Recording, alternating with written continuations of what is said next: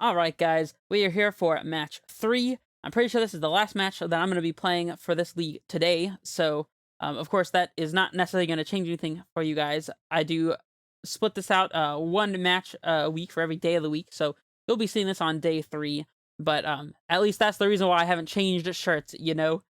Anyways, we are currently 2-0 with the list that you see on screen here. Have not even gotten a chance to use these Relic of Progenitus, which might be a good thing rather than a bad thing.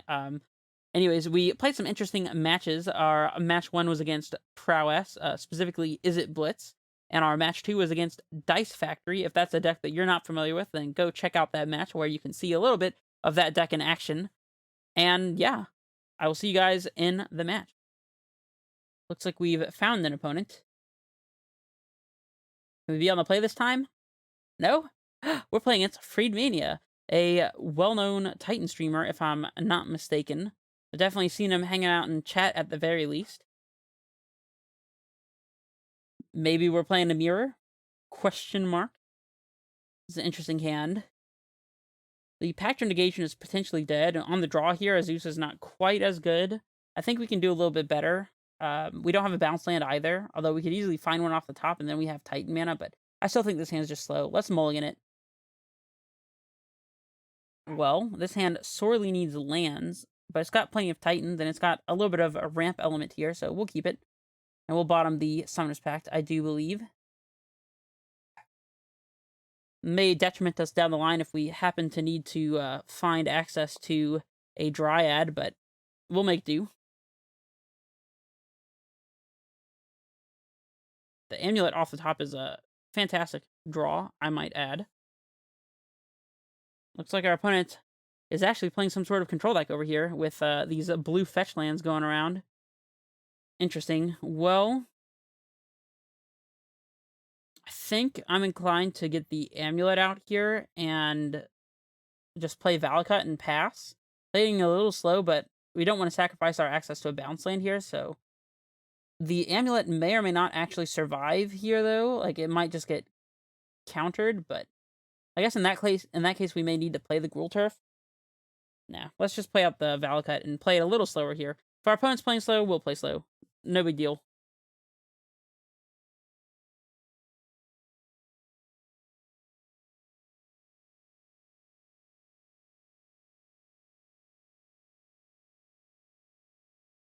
Zagoth Triome, the blue-black-green one, the bug one, if you will. We're playing against some kind of bug reclamation / Uro deck, potentially.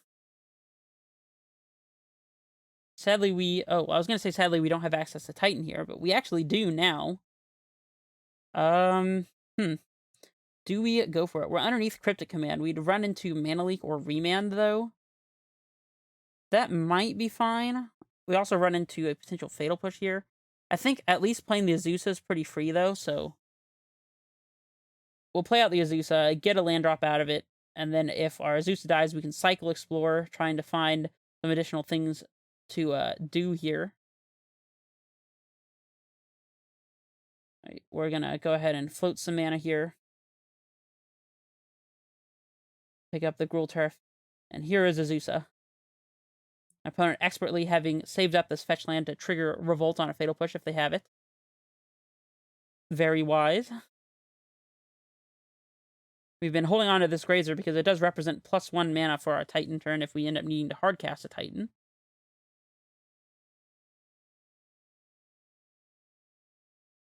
That said, if we end up needing to, it might make sense to play out the Grazer just so we can cycle Explore this turn. I don't know.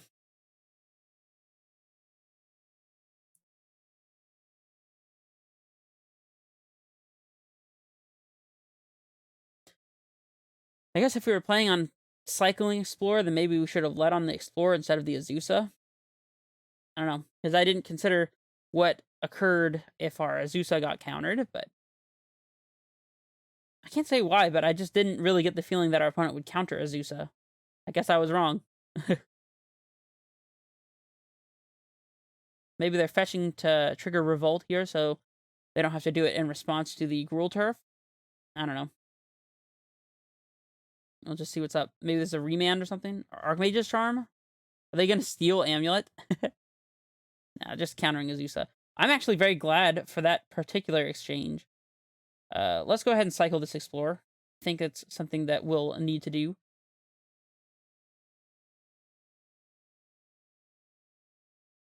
And as much as I hate to say it, since we're so close to Titan mana anyways, I think we just want to leave our bounce land in play here.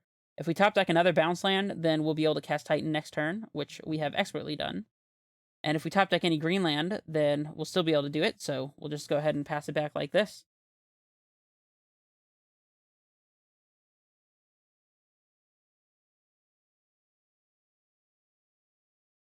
Our opponent probably has a Cryptic Command here. Perhaps not. Just going straight away for the field. Well, we actually can still cast a Titan through this. Our opponent may still be holding up a Remand or something like that here, but I am more than willing to jam into a Remand. If this is our opponent's only hope. I mean, power to him.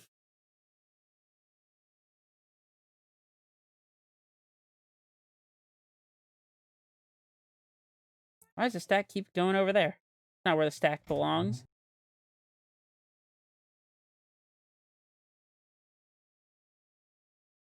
We'll hold on to the bounce land here, I think. Here's the Primeval Titan himself. If we run into a Remand, then so be it. If we don't... Oh, they just scooped that. Interesting. I still think there was more play to that game, but maybe they just knew they weren't going to be able to deal with Titan at all. We bring in our Relics and Veils here. We're assuredly facing against some Mystic Sanctuaries and that kind of thing, and Cryptic Commands, and obviously Aether Charms. Aether Charms, what am I saying? Archmage's Charm. That's the one I'm trying to think of. We probably want Beast Withins for potential Ashioks, so let's bring those in. I'm not a big fan of Explosives here. Not a big fan of Grazers here. Let's see what else. Pact Negation seems fine. Thinking maybe Radiant Fountain can go. Tracker seems fantastic. Fierce Empath is kind of awkward if our opponent has Ashiok. I'll definitely trim one. And we can trim one Summoner's Pact as well for the same reason. We might want to trim one Amulet, though, in all honesty. Is it better to have a Fierce Empath than one of the Amulets? I don't know. I kind of doubt it. Let's just submit like this and see where it goes.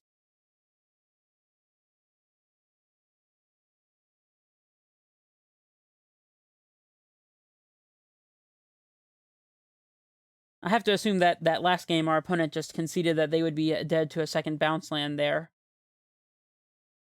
And so they played to their outs, which was us not having access to Titan mana. Although, to be honest, the field gave us an additional basic land to be able to draw any land there and still be able to cast Titan, so I don't know. Maybe it's just a... I don't like to say it was a bad line when I know that Freed Mania is a good player, but that could have been the occurrence. I don't know.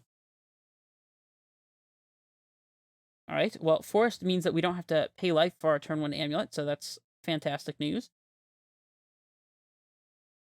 Not running into a Force of Negation is fantastic news also. We got the turn 2 Dryad or Azusa, or both. We could go turn 2 Azusa into Dryad if our opponent is not representing Fatal Push mana. Although we might just get Aether Gusted anyways, so... But still. Abrupt Decay mana up from our opponent here. That's rather interesting. We'll play out this Growth Chamber. We'll see if they have anything that they'd like to say about that.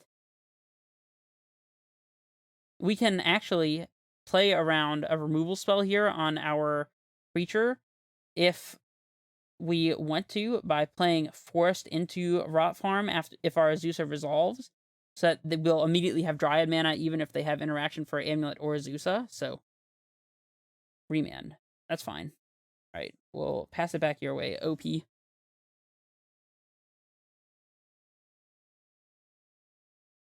We were going to have to bust through this Remand eventually anyways. Interesting. So, let's play our Breeding Pool so we can get our ETB tap trigger out of the way. That way we can run Forest into Rot Farm after we play our Azusa for the exact same reason as before.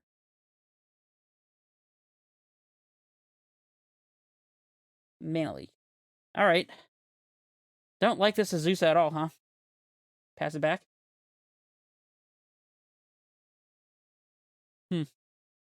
We might be getting to the point where we want to beast within our opponent's triome here. I really don't hate that at all. We can go Forest, Beast Within, holding up Veil of Summer, their Triome during their upkeep, and then the next turn be able to play Bounce Land into Titan.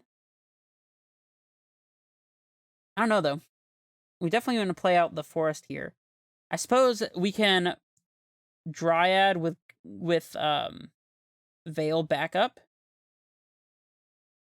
and then still be able to Beast Within if the Dryad resolves, which it does. Interesting. I'm more inclined to just pass it back here. Going for the Beast Within and getting it countered, and then they just untap and slam like an Ashiok or something. It's pretty bad news for us, so... If they want to Aether Gust this Dryad on our instep, then we can Veil to protect it. Oh, go for the Throat. Nah, we want this guy in play. Let's Veil.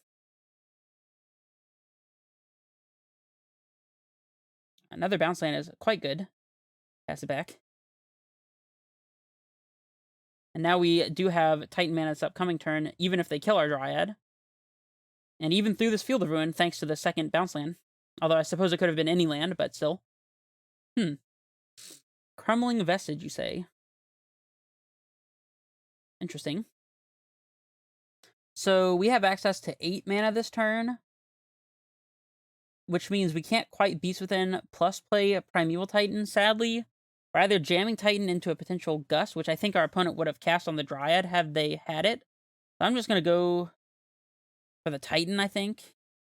We do have a backup Titan in this Summoner's Pact anyways, so... The Crumbling Vestige is letting us play around field quite well here, as great news for us. Yeah, I'm just gonna slam the Titan. There's no time like the present, and let's just live in it. Live in it, live with it.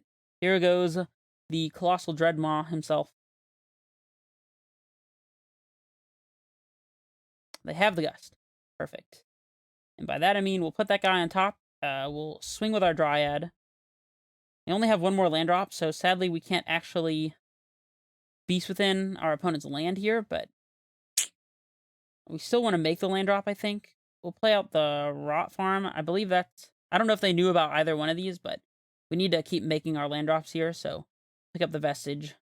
We'll pass.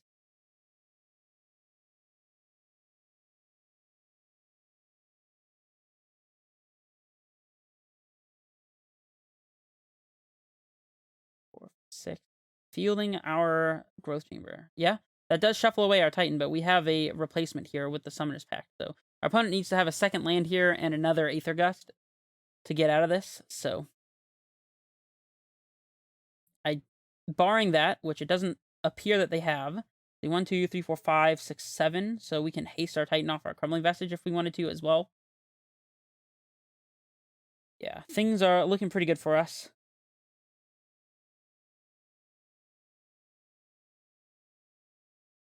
I guess our opponent could have Force, but... I mean, I'm willing to accept that. Alright, we win the match. That was a very fast match against Sultai. I think what happened in Game 2 is that our opponent just got stuck on their only 2 lands for a turn or two too long, I might say. Regardless, still happy to win the match. Definitely a difficult one, trying to play around all of the counter magic and Aether Gust and whatnot. But yeah, I mean, let's celebrate. We are 3-0. That's pretty good, if you ask me. Let me know what you think about the list and about the gameplay and all of that in the comments. And if you find that you enjoyed it or learned something from it, then go ahead and leave a like, comment, subscribe, all that good stuff. It warms my heart to see all of that kind of thing, all those responses. I respond to as many of the comments as I can.